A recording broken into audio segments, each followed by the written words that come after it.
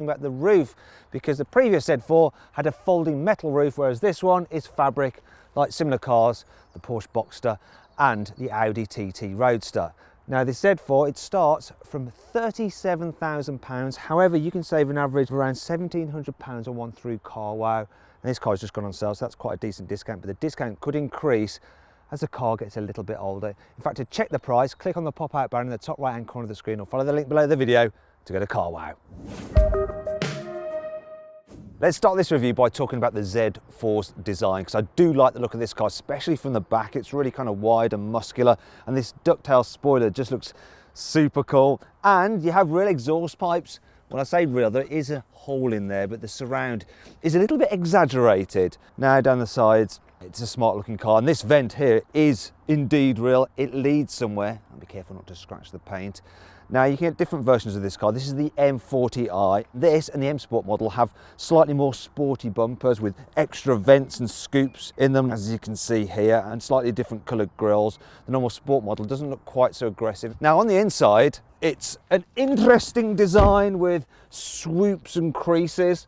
Do you know what? The interior of this car reminds me of a slightly smaller version of the 8 Series. It doesn't really feel that much less premium. I really like the fact that you get this leatherette effect up here on the dash and up here on the door tops, and you get that on every single model. The stitching's quite nice, though that on the dash seems a little bit wonky, like it was put in by someone after they'd had one too many beers. Now all cars get this kind of kaleidoscope effect here on the centre console, which it's a little bit trippy. You know, if you stare at it too long, I'm pretty sure I'm going to be able to see a dolphin. It's like one of those magic eye diagrams. The centre console itself is nice and fat, so you feel cocooned like you're in a real sporty car, and it's dead solid as well. I mean, look at that, it doesn't move at all. And that's the thing with BMWs, the build quality is super solid, and it feels quite expensive. Soft touch material here, here and down here on the door bins. It's all very expensive, and all models get leather seats as standard, which is nice. Now the M Sport models get this brushed aluminium trim, which does help liven up the cabin, and it contrasts nicely to the standard fit black piano plastic as well. Now speaking of different equipment levels, let's talk about this car's specs. The entry-level Sport model comes with a huge infotainment screen and a digital driver's display. Heated sport seats, weird front and rear parking sensors, and dual zone climate control. M Sport models get a chunkier steering wheel, which does make your hands feel a little tiny. Lots of M badges and slightly different 18-inch alloy wheels to the Sport car. Upgraded M Sport brakes, and it also gets some slightly lower, stiffer suspension for a more sporty drive. The M40i gets upgraded 19-inch alloy wheels. It also gets adaptive dampers and an M Sport rear differential. Finally, the seats are electrically operated and they have adjustable lumbar support. Being a German car, there are plenty of options to be had, and one worth considering is the technology pack. It costs £1,800, but it includes a reversing camera and an automatic parking aid, which will automatically park the car in a space for you. It also includes a nice big heads-up display and a 12-speaker Harman Kardon stereo, which sounds absolutely brilliant. Right, and let's continue with the rest of the review, because we need to talk about the infotainment system, and it is very good. For instance, the satellite navigation is a doddle to program. You can use the rotary wheel touchpad or screen to write in letters of a postcode, or use voice commands to say the whole address. The system is quick to load in a route, and generally it's pretty good at working you round the traffic, though it's not quite as good as Google Maps at that. It's easy to input a waypoint as well, and the system will even suggest parking spots for you near your destination. Also, the screen looks really smart, it's very clear, and it's quite easy to swipe through the different menus, either using the wheel or just by touching the screen. If you want to, you can actually customize the layout so you can have different features and tiles where you want them, and it's all very easy to organize. Moving on to the digital driver's display. Now it's all right. I'm still not convinced about having the rev counter going backwards, but it does free up space in between the two dials for the satellite navigation information, which is kind of good. My only problem is that it's not as bright or as colourful as the Google mapping that you can get with an Audi. Also, you can't really alter the look of the dials, and they're a bit dark. You can cycle through different menus using this button on the side here for your infotainment, for your trip computer stuff and things like that, but it doesn't have that many functions really. Now moving on to comfort here in the front, well, yeah, loads of adjustment in the driving position, and it's a really good driving position. Very sporty being a BMW, and you can get the seat really nice and low, and if you've got lanky legs, there's plenty of room for it to move all the way back. So yeah, it's a two-seater, but there's enough room here in the front. If you're a tall person, you'll be absolutely fine. What you might struggle with though is if you're a little bit large, because these sports seats do hug you quite tight. I can really feel them like digging into my sides, and I like to think of myself as svelte, though you may have a completely different opinion. Now, I do like the layout of the interior. It's all very simple. So all your driving stuff's here in this pod. Not the biggest fan of the standard gear selector. You can get this crystal Swarovski one, which looks really cool. I've actually grown to like it because I've got it in an 8 Series. And then all your climate stuff's there, and all your infotainment stuff's there, and then your lights are there. It's all just sensibly laid out. You can control things on the wheel as well. The thing I'm not so keen about is the plasticky feeling of the gear shifter pedals. Storage isn't particularly great in here either. For instance, the door bins. You've got no chance with a large bottle like that. You can forget that. Won't even fit a small one. They are just, yeah. You can put your keys in there maybe. There's a little bit of extra storage here where you could put your keys. And the glove box, well, that's not particularly big either. Look, you can't even fit one of those bottles in there. There is a bit more just behind you, some netting there. In terms of connectivity, well, under here you've got your tray for your mobile phone, and this has got wireless charging. There's also a USB port there, 12-volt socket as well. Keeps it neatly out of the way. Then under here you have a USB-C input there and your cup holders, which may look a little bit awkward because you're going to drive along with, obviously, yep, things in there like that. However, it's designed so that you can shut this one and so that the driver can have their arm resting on there. So on the passenger. Now, speaking of passengers, you can actually fit a child seat to this front passenger seat, which is handy if you need to take your baby along with you. But is it easy to fit a child seat? Well, yeah, it is. The wide opening doors also make it easy to fit a toddler seat into place.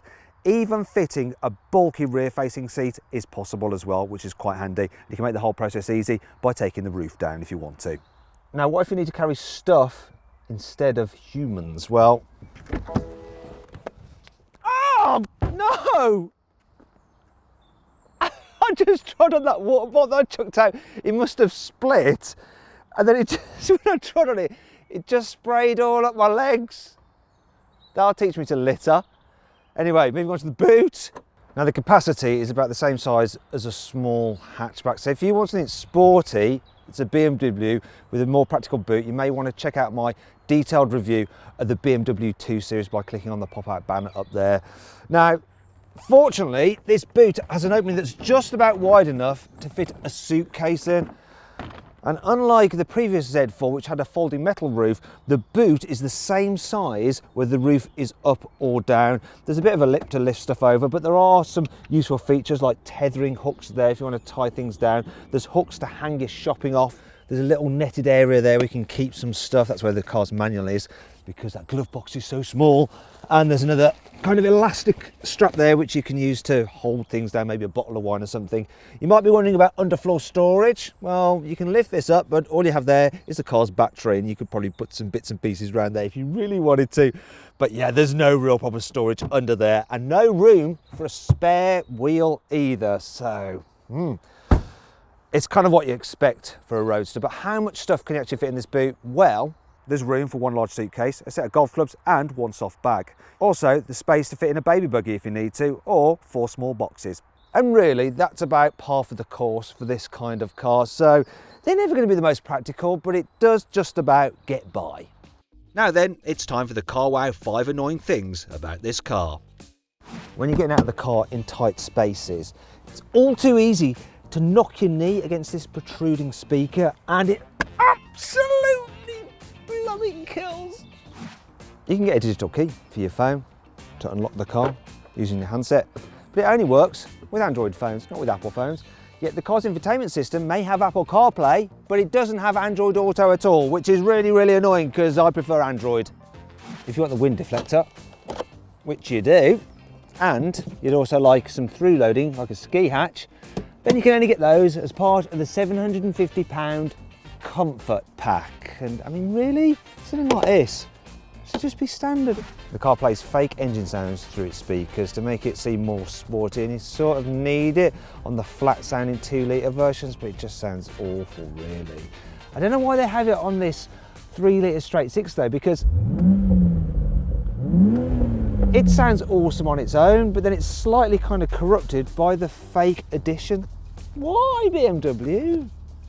You can operate the car's roof remotely using the key fob, which is good. So that'd be perfect if you're indoors and it starts to rain and you need to put the roof up and you don't want to get wet. But look, if you're too far away from the car, it goes out of range and it just doesn't work. So it's pointless. Don't worry, there's still plenty to like about this car. Here's the carwow 5 core features. Being rear wheel drive and with traction control, you can turn all the way off. You can act like a total hooligan. Yee! No more tyres left. You can put the roof up at speeds of up to 31 miles an hour, which is really handy if it starts to rain and you're driving and you don't really want to have to pull over. There you go. The infotainment system has its own personal digital assistant, a bit like Apple's Siri, and it understands normal voice commands, and it'll even understand where you're asking the question from, whether it's the driver or the passenger. For instance, hey BMW, set temperature to 25 degrees. I set the temperature in the front seat passengers area on 25 degrees Celsius. There you go. The car satellite navigation system can communicate with that in other new BMWs, so if those cars experience either a hazard or some traffic problems, it will tell this car and then the sat nav can reroute you around the issue. You can get a specific BMW app for your mobile phone, so you can do things like find your car if you've forgotten where you parked it, and also do things like preset the temperature so that when it's cold, you can get into the car and it's already nice and warm inside. Right, and let's talk about the engine choices. It's really, really simple. So there's the 20i, which has a 2 litre turbo with 200 horsepower and can get from 0 to 60 in 6.6 seconds. Then there's the 30i, which also has a 2 litre turbo, but with 260 horsepower, so it can go from 0 to 60 in 5.4 seconds. Then there's this beautiful thing here, the 40i, which has a straight 6 3 litre turbo with 340 horsepower, which can get from 0 to 60 in 4.5 seconds. Now, all cars are rear wheel drive and they come with an 8-speed automatic gearbox as standard. So this range topping one is quite expensive though. It starts from £49,000, but I've plugged the details into Carwow's configurator. I've got an offer back from a trusted Carwow dealer for £47,000. That's a saving of £2,000. So if you want to see how much you can save on a new car or to try our configurator, click on the pop-out banner just up there or follow the link below the video. The BMW Z4 is okay to drive in town. Obviously you're sitting quite low, so big vehicles such as buses and trucks can feel a little bit intimidating. Also, the suspension is a little bit on the firm side, but the normal sport cars isn't too bad. It actually deals with bumps pretty well. The M Sport model has firmer suspension, and so that is a bit more bumpy, though this M40i, it has that adaptive setup, so just put it into comfort and it goes over bumps really, really well. Tell you what's good as well, the turning circle. It's actually slightly tighter than a Volkswagen Golf, so if you need to do a U-turn like that, it's quite easy to do, and it makes this car quite manoeuvrable in town actually. Okay, let's see how easy this car is to park. So the first thing is that the brakes, they're quite easy to control, so they're strong but they're not grabby. It's great having an automatic gearbox, just makes it easier for doing manoeuvres. And I love the way BMW's mirrors, they go down like that so you can look at the curb so you don't curb your wheels. Now I'm using the camera and it does make a big difference having the reversing camera, otherwise I'd have to just rely on the sensors. In fact, you know what, let's make it fair for what everyone gets as standard. Let's turn that off. So it's just all about the sensors now. See how easy it is for me to get into this spot. Now, the bonnet is quite long, and so you really have to look over it. Also, there isn't much visibility out this rear 3/4 here with the roof up. But the steering's light, when you have it in comfort mode, so it is actually quite easy to park. There, no problem, got into the gap, dead easy. Now, it would have been easier with the roof down. So if you are struggling, you can just pop the roof down. That's probably what I'd do, to tell you the truth. So let's go on and get out of here. Let's see how quick this car is to 60 then. So I've got some specialist timing equipment there. I'm going to put the car into Sports Plus mode, put the traction into Sports mode, throw the brake, throw the throttle, see what happens. Oh, a little bit of wheel spin might have affected things. That was 60 all too quickly. And bang on the money, 0 to 60 in 4.5 seconds. Exactly what BMW said. This Z4 is actually quite a nice car for long distance motorway use because with the roof up, you don't get much wind noise at all. They've actually fitted special aluminium beams to the roof so that it stays curved even when you're going quick. There's not much tyre noise either from the road, so that's great. The car feels nice and stable over bumps, and side winds don't bother it either, like it can do with some other sporty cars. And it doesn't tramline, like follow ruts in the road much, so it's all safe and all secure. Now when you have the roof down, you don't get buffeted by the wind much either, which is great. But if you remove the wind deflector, then you get loads of buffeting, so you definitely want to spend the extra to get that, otherwise it would get on your nerves after a while. Can we have it back in now, please, Jack? Now, one thing that I do like is this automatic gearbox. It's really responsive and the engine's quick, so I'm cruising along at 50 and I'm gonna floor it now. And gearbox and engine working in perfect harmony, and that is 70, and it's accompanied by that great noise from the 6-cylinder engine. Doesn't help economy though, so yeah, I'm averaging 25 miles per gallon, which isn't great. Now this is the kind of road that a Roadster is designed for. Something twisty, something fun. So this car has the perfect 50-50 weight distribution, with the engine at the front, power going to the rear wheels, so the front wheels have to do nothing besides steer. Oh, and brake, of course. And when you get out onto a road like this, you just want to put the car into manual mode, change gears yourself using the paddles, and have some fun. And it really does kind of grip pretty well. Whee! Then just get a little bit leery like that. It is quite a sharp handling car actually, and it grips really well. It doesn't quite have the poise and the precision of a Porsche Boxster though, if it's outright driving engagement you want. In fact, if you want to find out more about the Porsche Boxster, just click up there on the pop-out bar in the top right-hand corner of the screen to check out my review of it. So then, what's my final verdict on the BMW Z4 Roadster? Should you avoid it?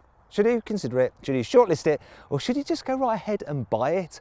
Well, I reckon you should shortlist the Z4. It's not quite the sharpest driving Roadster, but it's still a lovely thing to travel in. It feels very well built, packed full of tech, and with that 6-cylinder engine, it sounds awesome. Do you agree with my verdict? Let me know in the comments section. Also, please subscribe to this channel